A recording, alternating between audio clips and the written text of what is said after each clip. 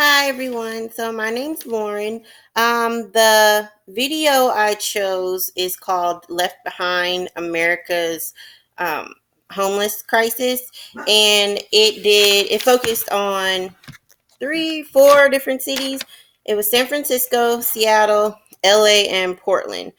Um, Fox News was the one that did everything, but what I found pretty interesting was it was over 552,000 homeless people um, in America last year, which is insane. The amount. There's over 8,000 people in San Francisco, in Portland. That was the largest. Um, Not Portland, the Los Angeles. So the city of LA had 36,000 homeless people, and LA County had 58,000 homeless people.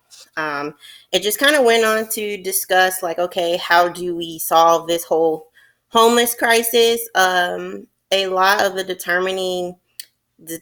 the denomination was housing and meeting people's basic needs. The craziest thing was that I found that $78 million went towards homeless relief in Seattle in 2018. Yet they have 11,000 homeless people. And another thing they talked about is the fact that housing continues to go up. People are building these super high priced apartments, and it's pushing out affordable housing. It's pushing out people who were once able to afford their rent, and now they're living on the same block as where they used to live. Um, Also, it goes back to talking about how Bergen County, New Jersey, completely ended the chronic homelessness.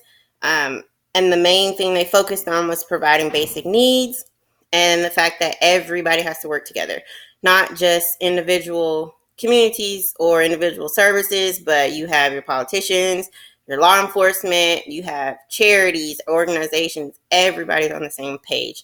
A lot of the times when you get to the like Congress and things like that, people are always butting heads because nobody can ever get on the same page. And it talked about also modeling Finland, because they completely got rid of homelessness. So they would have a place where people could go get their drugs. They would go to work. 9 times out of 10, they would be high, but they will also have a place to sleep at night and a place to live. Once they got off of work, once they were done with everything. And eventually those people didn't want to be on drugs anymore. So by taking them off the street, they ended homelessness. And, and then you're kind of able to focus on other needs such as mental illness, such as, not mental illness, yeah, mental illness and substance abuse. Um, the policy that I felt related to the story is social policy. My next question: how does the current policy address the targeting social issue? Federal funding for homelessness programs is trying to advocate for at least $3 billion for 2020 for communities that administer housing and services at the local level. There's also affordable housing. There's the Ending Homelessness Act of 2019, which would add $2.6 billion in annual spending for projects over a period of 5 years. There's a website called endhomelessness.org, and it shows you all the different acts that are in place to try and end homelessness, but it was way too many to just kind of like go out and discuss. The strengths and weaknesses I see of this policy that relate to the story is, one, the strength is it's meant to provide services and its intentions are good, but the weakness is there's limited funding and it's not addressing extra issues. So, for example, it talks about in San Francisco, the government there, they basically, the cops don't arrest anybody if the paraphernalia they have is under $150. So you have people just shooting up heroin, they get a misdemeanor, they don't go to jail. And the intention was to not overload the prison system.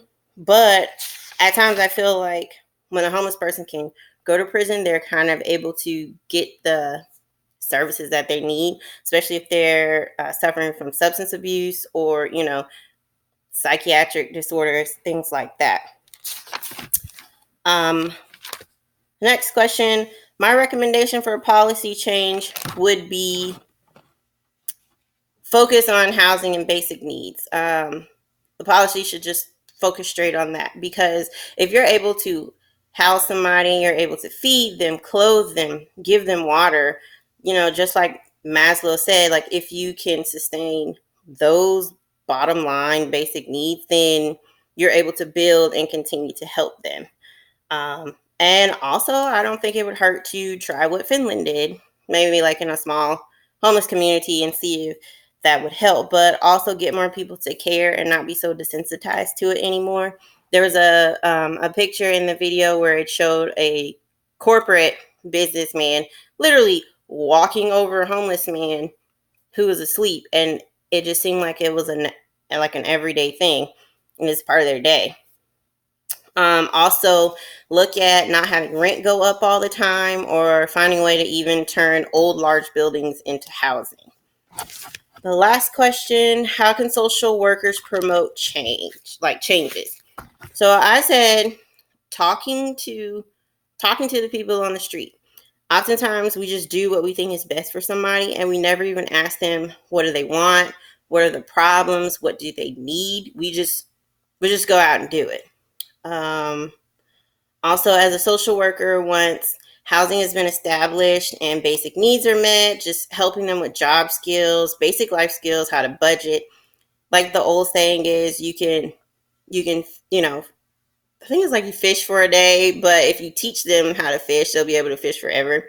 So if you teach someone how to survive in our community and not on the street, I feel that they would be able to progress over time and eventually come and give back. And also, as social workers, we should be giving back as well.